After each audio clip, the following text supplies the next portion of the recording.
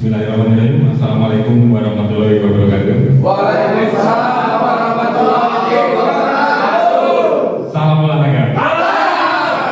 Ya, terima kasih atas kehadiran dari Bapak semua di komunitas belajar SMA Negeri 1 Badarno. Ya, pertama kita panjatkan puji syukur atas kehadiran Allah Subhanahu wa taala karena pada siang hari ini kita masih diberi nikmat dan karunia-Nya untuk dapat berkumpul di Smart Classroom SMA Negeri 1 Badarno ini tanpa kurang suatu apapun. Ya, terima kasih pada kesempatan siang hari ini. Izinkan saya untuk melakukan presentasi tentang proyek pembelajaran dengan tema tubuh bugar prestasi optimal. Ya, langsung saja. Untuk latar belakang dari proyek yang saya lakukan di pembelajaran kali ini, yang pertama itu pentingnya menjaga kebugaran jasmani. Dari pentingnya kebugaran jasmani kita bisa lihat di peserta didik kita di SMA Negeri 1 Badarno, rata-rata tingkat kebugaran anak itu dari tahun ke tahun kok semakin menurun. Nah, dari itu kita evaluasi apa penyebabnya.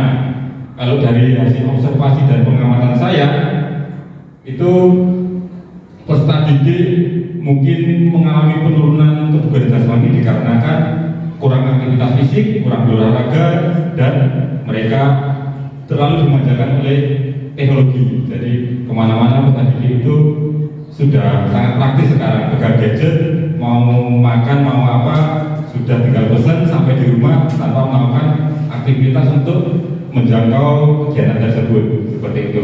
Nah, dari dua landasan ini maka saya menyusun program pembelajaran, yaitu nanti peserta didik dapat menyusun program kebugaran jasmani sesuai dengan kondisi fisiknya, dan tujuannya peserta didik akan mempunyai tingkat kebugaran yang tinggi atau meningkat. Jadi penyusunan program latihan ini berguna untuk mendorong peserta didik sebagai stimulus mereka untuk melakukan aktivitas selanjutnya di aktivitas gerak, seperti itu. Nah, tujuan dari program pembelajaran ini yang pertama, peserta didik dapat mengembangkan pengetahuan, keterampilan, dan sikap untuk memiliki pola hidup aktif serta memelihara dan meningkatkan kesehatan dan kebugaran pribadi sepanjang hayat. Yang kedua, peserta didik dapat menyusun program latihan kebugaran jasmani yang memaksimalkan prinsip dasar latihan. Jadi prinsip-prinsip latihan itu ada lima prinsip. Yang pertama prinsip overload, beban berlebih. Yang kedua progression. Yang ketiga specificity.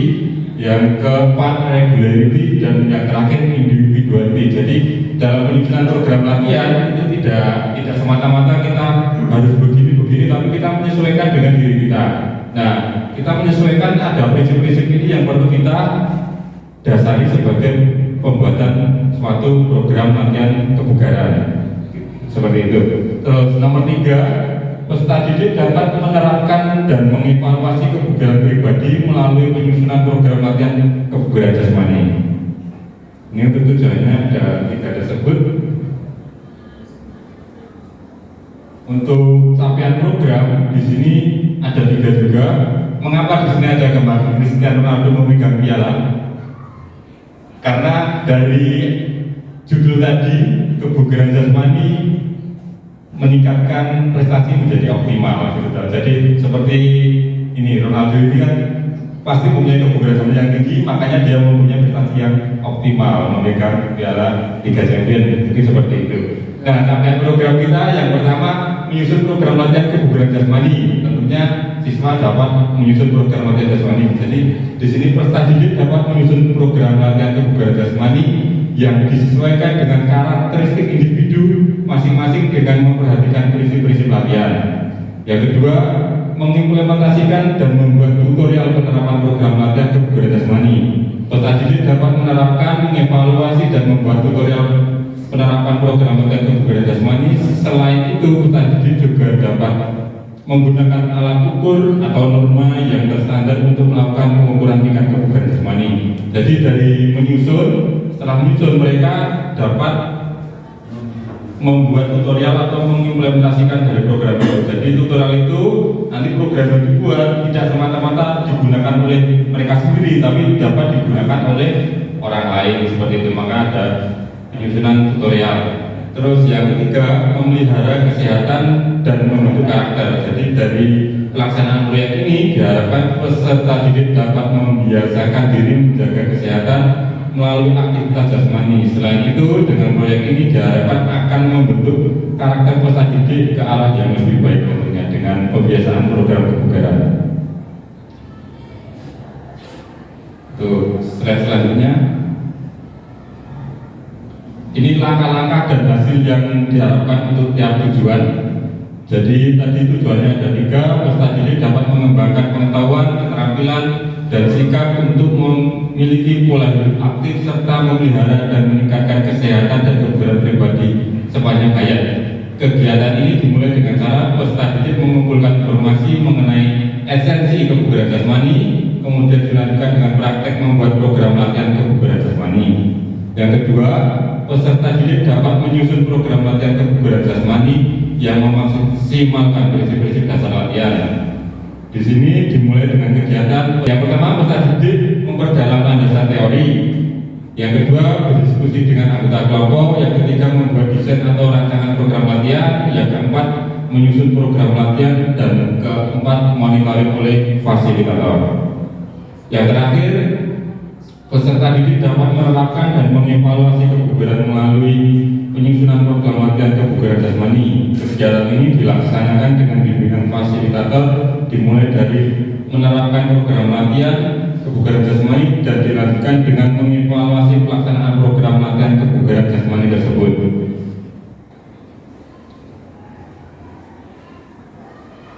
Nah, ini masuk ke struktur program dan mitra. Di sini pembelajaran berbasis proyek mata pelajaran PJOK ini menerapkan tema kebugaran jasmani yang masuk pada program kegiatan kokurikuler, jadi nanti berdampingan dengan intrakurikuler. Target peserta pada program kegiatan proyek ini adalah kelas 12.1 sampai dengan kelas 12.4 di SMA Negeri 1 Baturno yang berjumlah 142 peserta didik. Mengapa di sini saya mengambil tidak semua siswa sekaligus? Karena kita mengambil kelompok kecil dulu atau sampel kecil dulu. 4 kelas kita gunakan sebagai model pembelajaran berbasis proyek ini. Nantinya apabila pembelajaran ini dikira berhasil atau berdampak baik pada prestasi siswa, maka mungkin program ini dapat diterapkan ke seluruh peserta didik di SMA Negeri 1 Baturno dari kelas 1 sampai dengan kelas 3 atau kelas 10 sampai dengan kelas 12 seperti itu. Terus di sini ada 4 orang guru sebagai fasilitator, 2 orang guru komunitas belajar MTMB SMA Kabupaten Negeri sebagai narasumber. Lini masa kegiatan kita mulai dari 8 Agustus 2024 hari ini peluncuran proyek, dan tanggal 12 Agustus 2024 pengumpulan informasi, 15 Agustus 2024 pengembangan dan umpan balik. Di sini sudah ke peserta didik dari tahap 2, 3, 4 ini sudah masuk ke ranah pelaksanaan proyek. Tanggal 19 Agustus presentasi produk akhir, 20 Agustus 2024 publikasi hasil karya melalui sosial media. Di sini nanti publikasinya melalui sosial media SMA kita. Selain lewat sosial media, kita juga publikasi lewat website sekolah maupun perpustakaan sekolah. Jadi hasil dari program karya siswa ini nanti dapat dinikmati oleh halayak ramai. Nanti bisa berwujud poster, video, atau sesuai kreasi siswa. Jadi di sini kita tidak membatasi siswa dalam bentuk apa produk akhirnya, tapi di sini kita melaksanakan diferensiasi produk. Jadi siswa tidak ditentukan produk apa yang dihasilkan dari sebuah proyek, tapi kita semua produk yang dihasilkan siswa patut kita hargai dan nanti dapat digunakan oleh adik kelas maupun orang lain yang membaca karya tersebut, seperti itu. Dan 21 Agustus 2024 ini adalah refleksi pelaksanaan program. Jadi ini nanti dari semua aspek, dari kepala sekolah, maka kurikulum, maka satgas, dan semuanya melakukan refleksi dari kegiatan yang telah kita lakukan. Mungkin sebuah evaluasi dan saran dari kegiatan tersebut nanti untuk menjadi kegiatan yang lebih baik lagi di kedepannya.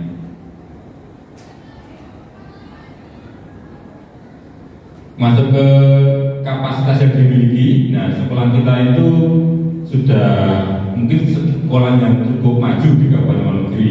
Nah, dari kegiatan yang akan dilaksanakan ini ada inventarisasi aset yang telah saya lakukan. Di sini ada aset fisik, aset sumber daya manusia, aset sosial, aset lingkungan, dan aset finansial. Yang kita miliki yang pertama itu aset fisik itu berupa bangunan yang nampak atau yang bisa kita gunakan sebagai penunjang kegiatan pembelajaran. Yang pertama adalah sekolah, lab komputer, perpustakaan, ruang kelas, gedung olahraga. Yang kedua, aset sumber daya manusia. Di sini ada kepala sekolah, wakil kurikulum, guru mata pelajaran, dan semua peserta didik. Aset sosial di sini adalah komunitas belajar SMA Negeri 1 Madurno. Aset lingkungan adalah lingkungan dataran rendah dan pegunungan dekat dengan Pasukan Ukur. Jadi dari situ kita nanti bisa kembangkan keberadaan ini peserta didik. Yang terakhir adalah aset finansial, nanti untuk kegiatannya didanai oleh dana bos sekolah. Untuk rencana evaluasi di sini ada 4 aspek. Yang pertama, evaluasi secara menyeluruh dilaksanakan pada akhir kegiatan proyek. Apa yang sudah baik dan apa yang harus ditingkatkan. Melihat dari umpan balik peserta didik, guru, dan fasilitator.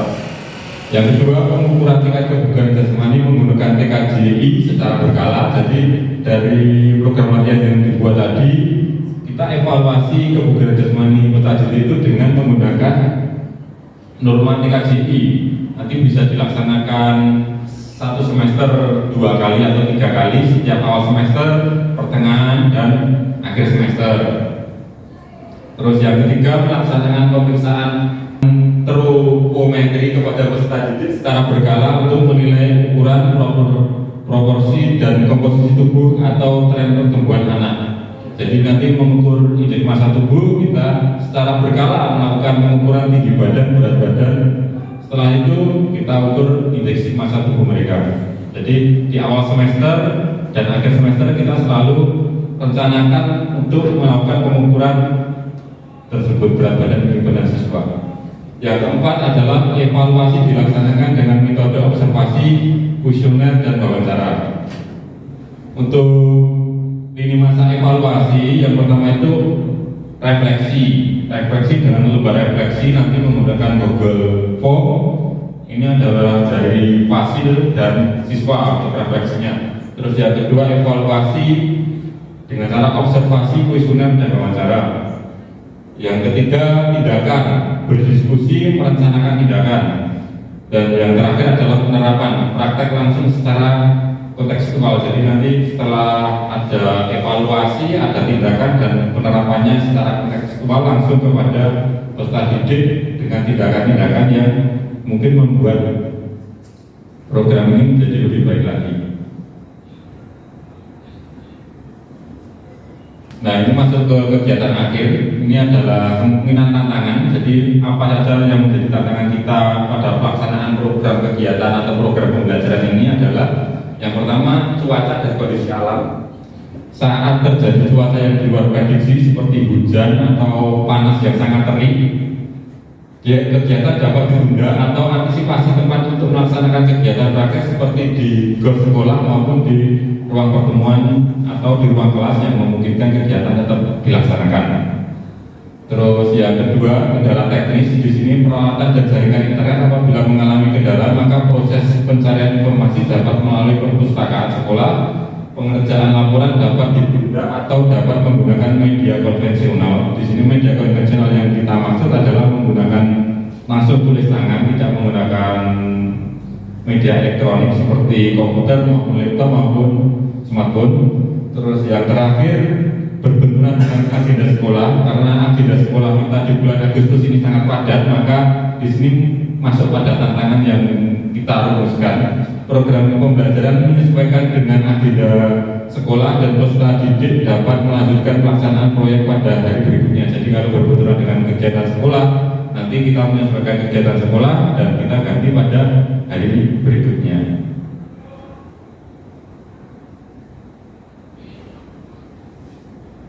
Ya, mungkin yang saya sampaikan cukup sekian. Terima kasih. Mohon masukan dan saran dan umpan balik dari rekan-rekan komunitas belajar SMA Negeri 1. Untuk waktu dan tempat saya persilahkan, monggo kalau ada saran maupun pertanyaan atau umpan balik. Mas Din, Pak Din. Baik, terima kasih.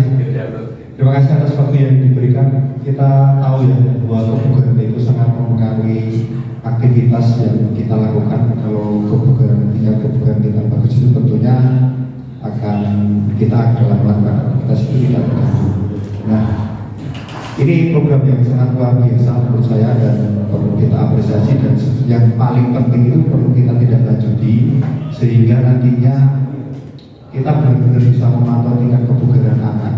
Dengan kebugaran yang baik, artinya anak-anak itu akan bisa akan bisa belajar dengan baik, tingkat konsentrasinya juga baik, sehingga nanti dapat menunjang prestasi yang diinginkan sesuai dengan kebutuhannya. Nah, mungkin itu saya cuma ingin menekankan bahwa nanti program ini bisa dilakukan sehingga akan bermanfaat khususnya bagi anak-anak tadi yang sebagai sampel, namun kedepannya agar lebih baiknya ya juga bisa merambah ke jenjang kelas 1, kelas 11 dan kelas 12, kelas 10, 11 dan 12. Mungkin terima kasih atas ini mudah dapat saya sampaikan Pak Dedi. Ya, terima kasih umpan balik yang diberikan oleh kami dari Pak Dedi. Ya, untuk penerapan proyek ini mudah-mudahan nanti bisa kita tularkan kepada peserta didik kita dari kelas 10, kelas 11 dan semua kelas 12 agar apa? Agar kebugaran jasmani peserta didik kita dapat meningkat dan prestasi dapat diraih secara optimal. Tapi esensi dari pembelajaran atau pembelajaran berbasis proyek ini adalah tentang bagaimana seorang peserta didik itu dapat meraih atau dapat melakukan pola-pola hidup yang sehat dan menjadikan dia bugar. Tapi ini ada tes TKJ itu bukan sebagai momok pada mereka. Mungkin kalau ada yang kondisi fisiknya tidak sesuai, mungkin dia akan minder atau apa, tapi itu tidak menjadi momok nantinya, karena nanti hasil tes itu akan menjadi rapor kebugaran mereka. Jadi tidak kita share secara keseluruhan ke teman-teman satu sekolah, tapi itu untuk aset yang kita gunakan untuk kegiatan pembelajaran menunjang mereka ke arah yang lebih baik seperti itu. Mungkin dari teman-teman atau bapak-bapak yang lain ada masukan atau pertanyaan atau saran? Cukup ya? Kalau cukup, saya akhiri untuk kegiatan pemaparan proyek pembelajaran dari saya. Mohon maaf apabila banyak kekeliruan, kurang lebihnya saya mohon maaf. Bila kita berhidayah, wassalamualaikum warahmatullahi wabarakatuh.